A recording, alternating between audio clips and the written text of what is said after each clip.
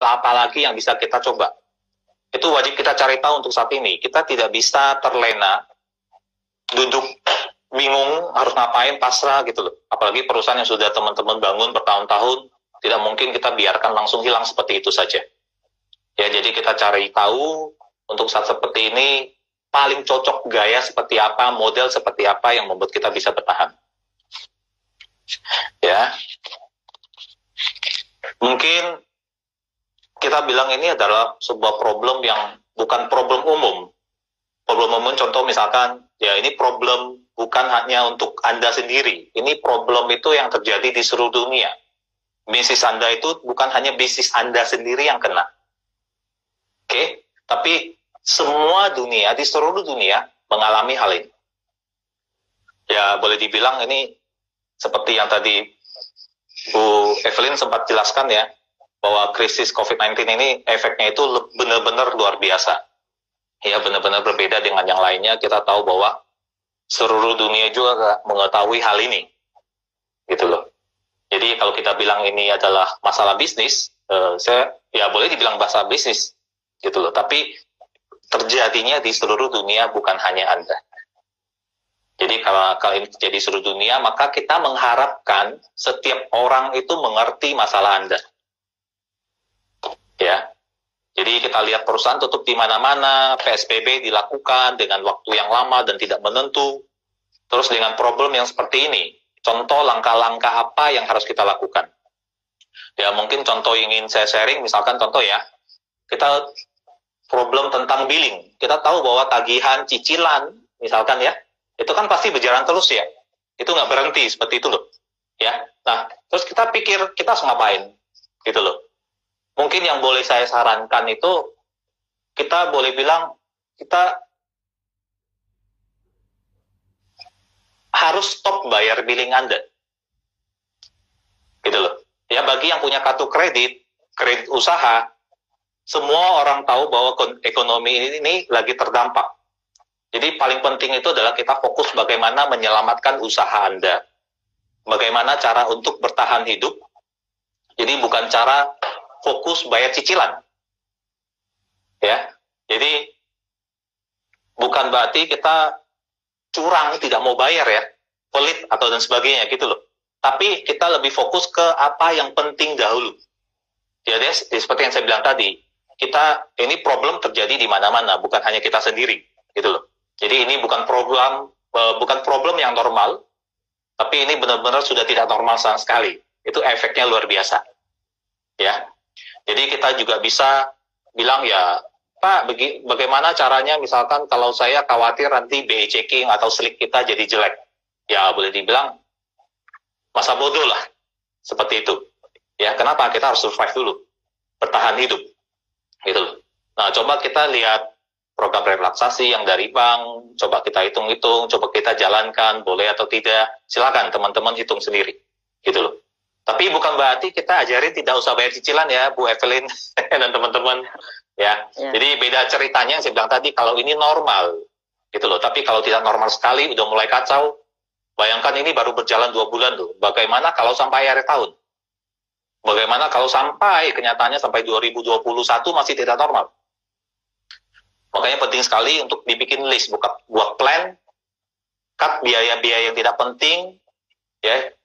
Tanpa kita sadari, kadang kita tahu bahwa ada tagihan-tagihan yang rutin yang tertagih ke kartu kredit, kita sortir, ya kan, misalkan internet kantor dan lain-lain, itu kita cut dulu. Ya, lagian kan kita semuanya work from home, gitu loh. Jadi, mungkin internet kantor kita cut semua dan sebagainya. Ya. Lalu yang kita butuhkan apa selanjutnya? Ya, saya bilang tadi, kita butuh plan yang jelas. Mungkin kita mulai dengan, misalkan, tim inti. Jadi, apakah kita harus tetap mempertahankan tim kita secara full, atau kita hanya mempertahankan tim inti? Lah, tujuannya buat apa? Ya, buat hemat kos, tentunya. Seperti itu. Mungkin ada sebagian yang kepikiran, ini sepertinya terpaksa banget, kok tega banget? Ya, emang tega. Gitu loh. Untuk survive itu emang harus tega. Mau nggak mau, gitu loh. Ya. Terus pilih mana lagi kalau misalkan perubahan perusahaan kita yang sudah dibangun dengan jerih payah bertahun-tahun, atau kita pilih hilang semuanya. Jadi kita berusaha untuk belajar lah, mendengar dari banyak pihak, cari info-info lewat YouTube, artikel itu sudah baik banget. Ya, contohnya salah satu dari Bu Evelyn juga banyak mengajarkan bagaimana cara orang berbisnis dan sebagainya. Ya, kita juga bisa duduk bareng dengan tim, cari ide, bagaimana cara kita mengubah model atau mentransformasi bisnis kita. Yang paling penting itu tetap mempertahankan core bisnis, tapi kita mencoba untuk diversifikasi produk atau ubah model menjalankan atau menjual produk kita. Itu paling penting. Ya. Oke. Kok seperti itu. Nah. Oke, Pak Agus. Ya. Oke. Nah, misalkan contoh ya, kita paling penting itu boleh dibilang yang tadi Bu Evelyn di awal juga bilang bahwa ini adalah restart. Jadi kita semua start dari awal. Ya, jadi mulai dengan lembaran yang baru.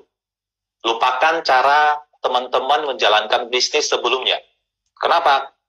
Kita anggap aja kita baru bangun perusahaan di mana kondisinya itu adalah kita lagi menghadapi, harus beradaptasi dengan kondisi pandemi corona seperti ini.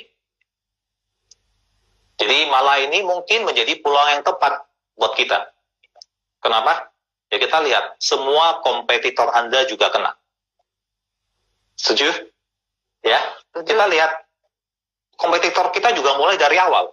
Artinya apa? Yang tadinya kompetitor kita mungkin ada di atasnya kita, sekarang udah satu level dengan Anda loh. Ya, semua udah satu level dengan kita. Nah, tinggal kita tentukan bagaimana memulainya dan mau memulainya seperti apa. Itu penting. Ya. Nah, nanti mungkin kita bahas bagaimana cara kita mungkin harus meredesign model bisnis kita yang tadi, supaya kita bisa survive di masa sulit seperti ini. Ya, kita berharap ini bisa berlalu dengan cepat. Ya, tapi paling penting kita lihat, krisis yang seperti ini tidak akan hilang dalam waktu semalam. Oke? Jadi, penting sekali kita harus bikin plan secara keseluruhan. Jadi, misalkan oke lah, kita bilang kita mau bikin plan yang pendek, biar bisa lebih cepat dijalankan, lebih cepat diadaptasi, tapi kita tetap butuh plan yang panjang, karena kita tidak tahu ini sampai kapan.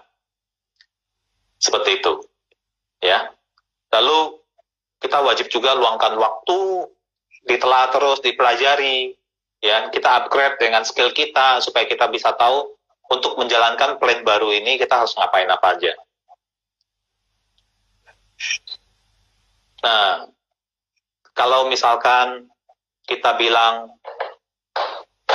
list-list sederhana yang strategi apa yang bisa kita jalankan, saya bilang tadi, paling penting kita coba duduk bareng dengan tim, kita bikin list, lalu tentukan prioritas mana yang paling penting.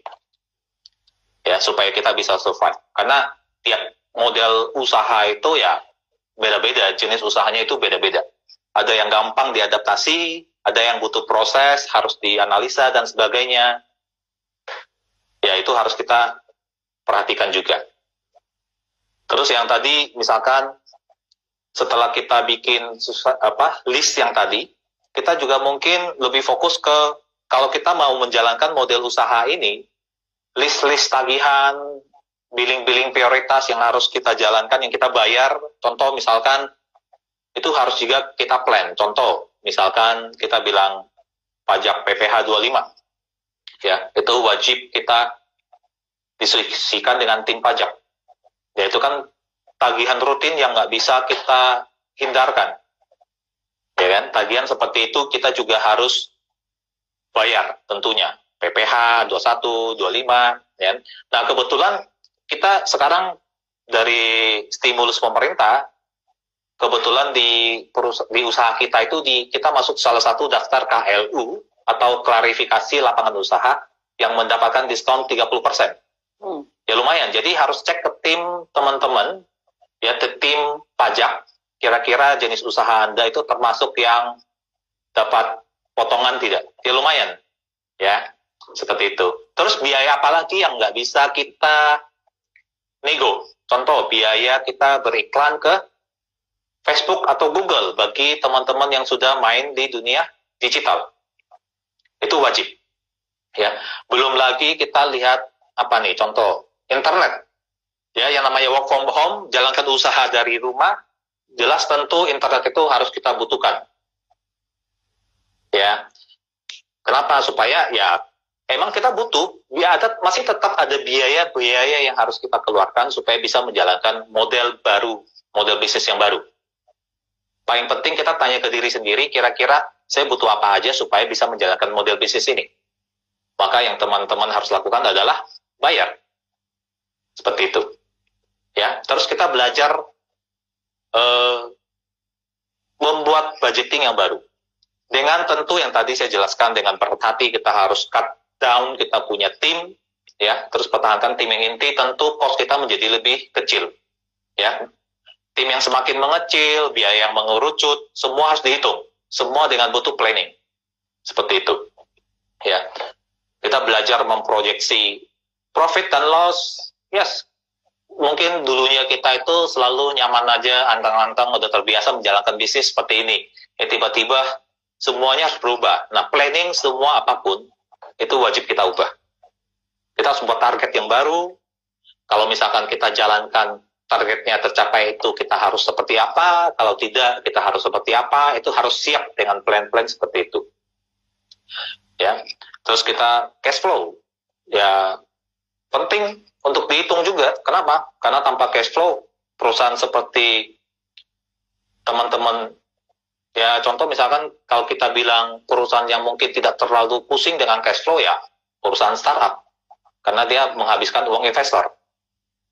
Ya, jadi bakar-bakar duit lah. Yang teman-teman bilang bakar-bakar duit, ya itu bakar-bakar duit investor. Yang pusing investornya. Gitu loh. Sedangkan kalau kita pemilik bisnis, macet semua, benar sekali Bu Evelyn. Ya, tapi kalau kita yang emang perusahaan yang butuh cash flow seperti kita, ya itu wajib dihitung. Kalau tidak, kita benar-benar ya pusing, benar-benar pusing, gitu loh.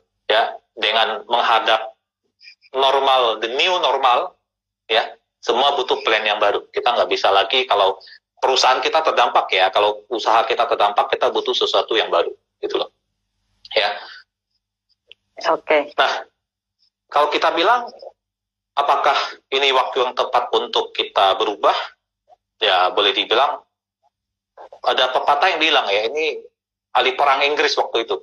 Dia bilang itu setiap kali ada krisis yang besar, itu jangan pernah kita biarkan krisis itu lewat secara cuma-cuma. Artinya apa? Ya, mungkin saja krisis yang besar ini selalu membuka pintu untuk kita berubah dan melakukan improvement. Ya, makanya perusahaan yang bisa mendiversifikasi produk atau merubah model dalam menjalankan bisnisnya, itu adalah contoh perusahaan yang bisa bertahan.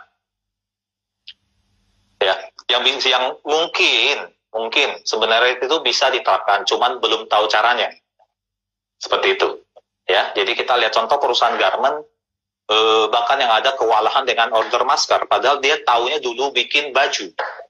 Tapi gara-gara ada efek seperti ini, malah kita lihat masker itu jalan, APD jalan, hand sanitizer yang tiba-tiba itu jadi produksi rumahan itu banyak banget. Seperti itu. Ya. Okay. Maka kita tentukan pasar baru kita di saat pandemik itu juga penting. Ya, misalkan produk Anda itu jasa. Kita bisa tidak jasa itu kita tawarkan lewat online. Butuh tidak